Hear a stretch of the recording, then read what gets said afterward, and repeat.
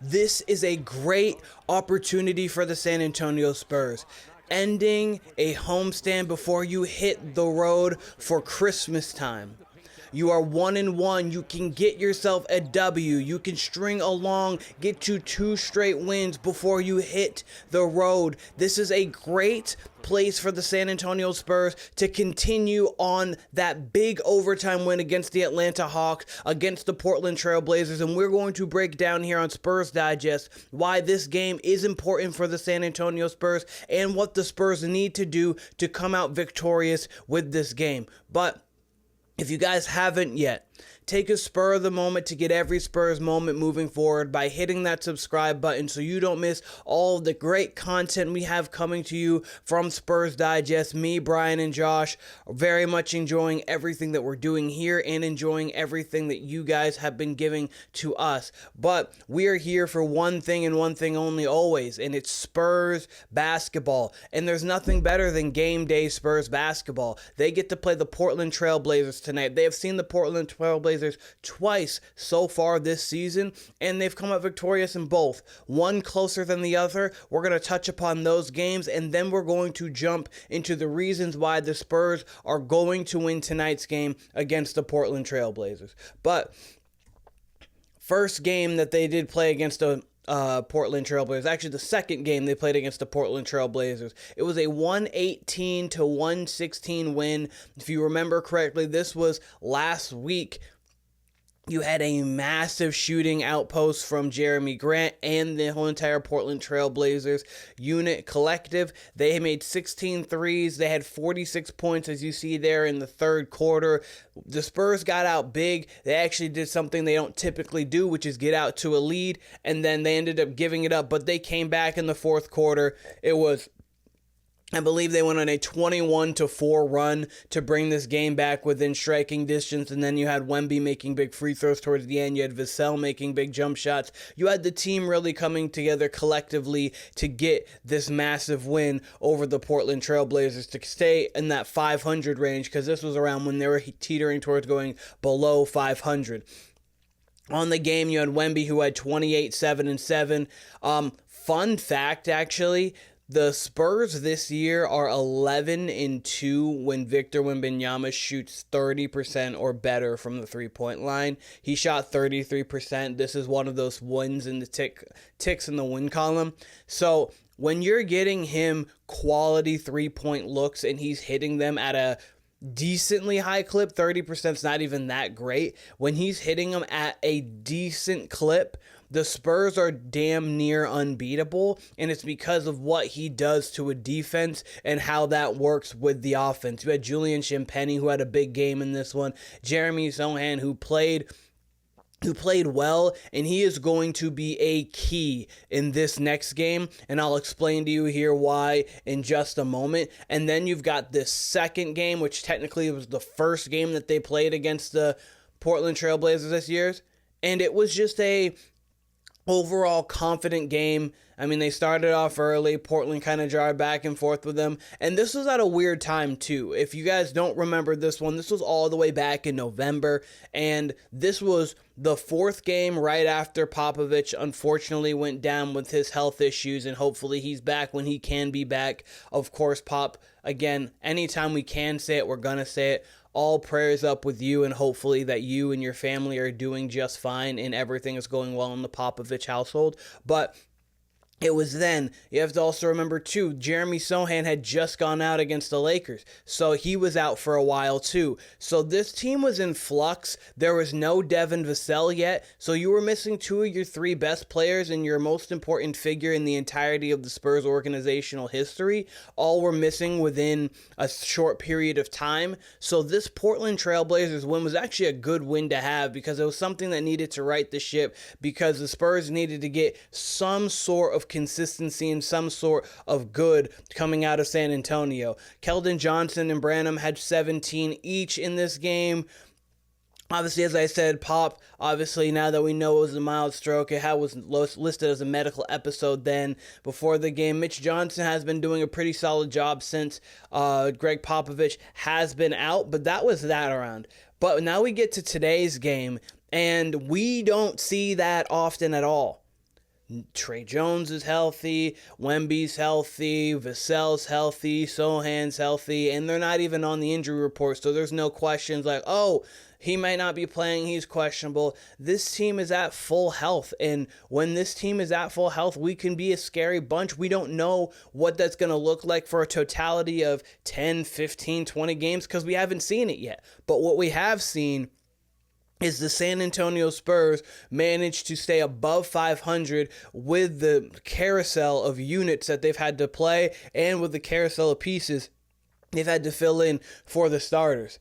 The San Antonio Spurs so far this season been outscored by about 2 points per game, roughly. So they've been playing pretty even with everybody, 111 to 113 on average. So they're middle of the pack offensively, they're middle of the pack defensively, and I mean they're 500 team roughly around there for a reason because they've been middle of the pack. But they haven't been middle of the pack because of anything but their first quarter starts in their a litany of injuries that they've had throughout the entirety of the season.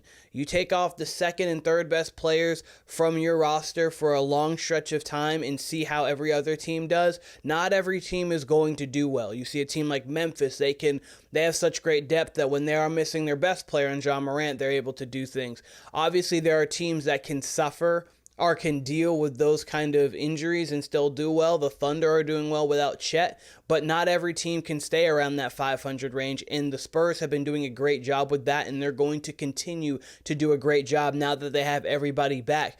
Truly, these stats are just showing that they have a super duper star in Victor Wembanyama, who is top 15 in points, who is top 15 in rebounds. So you've got a guy there. He's a top 10 player in the game. I said this last time. It's going to continue to be said just to make sure people understand. He is officially a top 10 player in the game. One day I'll go through and break down exactly who is where because I love to do that. But he's a top 10 player in the game. Argue with me if need be. But anyways, you're going here, and they're just a middle of the pack team right now. And that's great, obviously, as I've said, because they've been missing so much. Julian Champagnie is the most prolific three-point shooter. He's 2.6 threes per game. But on the other side, you got the Blazers, who aren't a great team. They allow a lot of points, and they give up points. They're not a great team. The Portland Trailblazers are not a great team, and this is why this is another great spot to have. And this could be a big win, and this is going to be a great opportunity and a big win, not because of the opponent, but more so because of the situation in which the opponent is being played. Time, place, and situation all matter to whether a win is big, bad, in between, doesn't really matters. Those things do matter. The one thing that the Trailblazers do have is size. Donovan Clingan, they have DeAndre Ayton, Jeremy Grant, even though he's not massive in size, like 7 foot anything, he is a physical player, not afraid to get downhill. He was the one that lit us up last game from the three-point line, and probably their most consistent offensive player, either between him or Anthony Simons right now, who is averaging the team high 17.7 points. But Jeremy Grant has that ability to go get you 30 in a game, go get you 35. We've already seen it this year once, and that is where Jeremy Sochan is going to come in and have to be the most important player in this game. Jeremy Sochan is going to need to check Jeremy Grant and make it so he's going to have a tough time play in and play out because Sochan matches up with him perfectly. Sochan can slide with him on the outside because Grant's quick, but he's not like he's lightning. It's not like he's a true guard kind of quick. He is a forward, nice, quick, athletic player who can shoot.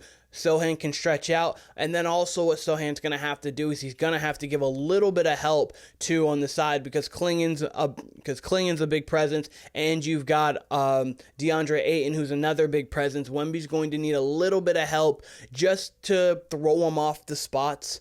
I know a guy had mentioned me not calling Wemby frail, and I don't mean frail in the sense of he is fragile, he can't do anything. I more so mean frail because his body is slight. But I'll use slight from now on.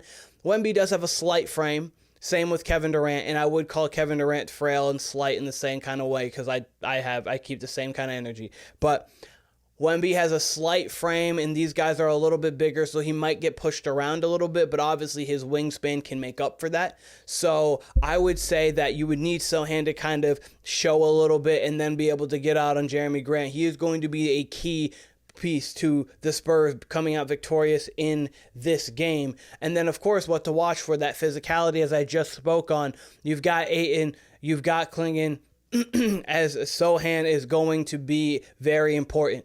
As I said right before this, all of it, Sochan is going to be very important. And then, thing that was extremely important from the last game was not about the bench, it was not about the role players, this was about the starters. Last game was about the starters, and they showcase why they are starters, and they showcase why this starting five can be a dangerous unit in the NBA. Chris Paul, Devin Vassell, Harrison Barnes, Jeremy Sochan, and Victor Wembanyama. That is going to be the starting lineup moving forward. Devin Vassell asserted himself there by him having a 20-plus point game. You had Jeremy Sochan had a 20-plus point game, and then, of course, Wemby had a 42-point game to win against the Hawks, and that was a lineup that worked well, getting Vassell going early. I think he was 5 of 7 from 3 in that game, so if you can get him going early, that is just going to make the dynamic of the Spurs offense much better. And defensively, when you've got those great pieces, you can make up for any kind of lack on the outside because you have such a great interior defense on the inside. And then you've got quality minutes for the backup center. This is very, very important. Zach Collins, been up and down. This could also be a big Charles Bassey game. Coming in here, giving energy, giving effort, giving hustle, skill, doing what he does best, and being arguably one of the best hustle players in the entirety of the NBA. This man is going to get you screen assists. This man's going to get you deflections. He's going to get you some blocks. He's going to get out and run. He's going to make these bigs run, get these bigs tired. If you can get numbers in transition, especially with these bigger bodies making them do that, it's going to make life much easier. And the Spurs are a much better defensive team, as everybody is, but the Spurs are a much better defensive team when the other team has to take the ball out of the net and check it in, rather than them just being able to get on the break and get in their 4-on-3, 3-on-2. And the Spurs are the best when they're able to get in transition, force one-shot possessions, don't allow too many offensive rebounds, and gets out. And that's where Charles Bassey is going to have to come in because he does have a high motor, can protect the rim, and is going to have to rebound well against these big bodies. But as I was saying, the next 8 games, or this is a 8-game sample size. You had the win against the Trailblazers, which was big. Then you had the Timberwolves loss. That's okay. You had the Hawks win in overtime, big. But you see the Trailblazers. If you could end this stretch 2-1 at home, especially winning your last 2, that's good, because you go see a 76ers team. That is tough. It would have been great to see McCain versus Castle, the 2 leaders for Rookie of the Year. But instead, you're going to just have Embiid, Wemby, and then you've got Christmas Day, as I've been talking about. You're going to wake up, you're going to see Vassell, Sochan, Wemby, Barnes, and CP3, and this world's going to be put on notice, like, oh no, this team is for real. You see a Nets team, and then you get to double back, and you get to go see the Timberwolves, and that is their 4-game road. That's their 4-game road stand, and so I think that this could be a very good spot for the San Antonio Spurs to get a win, because I think they could go at least 500 on that road stand, if not even 3-1. Obviously, we hope for a 4-0. Spurs are favored by 6.5 tonight. That's via FanDuel, and I think that I would take the 6.5, to be quite honest with you. I see the Spurs coming out and playing high quality basketball early and containing and maintaining that late, especially coming off such a big win against the Atlanta Hawks. But let me know what you guys think in the comments about the San Antonio Spurs chances today against the Portland Trailblazers. Do you think that it's going to be a close game? Do you think it's kind of like, oh, they're kind of sleepwalking into their road trip? Or do you feel like they're going to come out and punch the Portland Trailblazers in the mouth? Let me know in the comments there. Again, this has been Spurs Digest with your host, Keenan Warner. I appreciate all of you guys, and I will be seeing all of you guys very soon.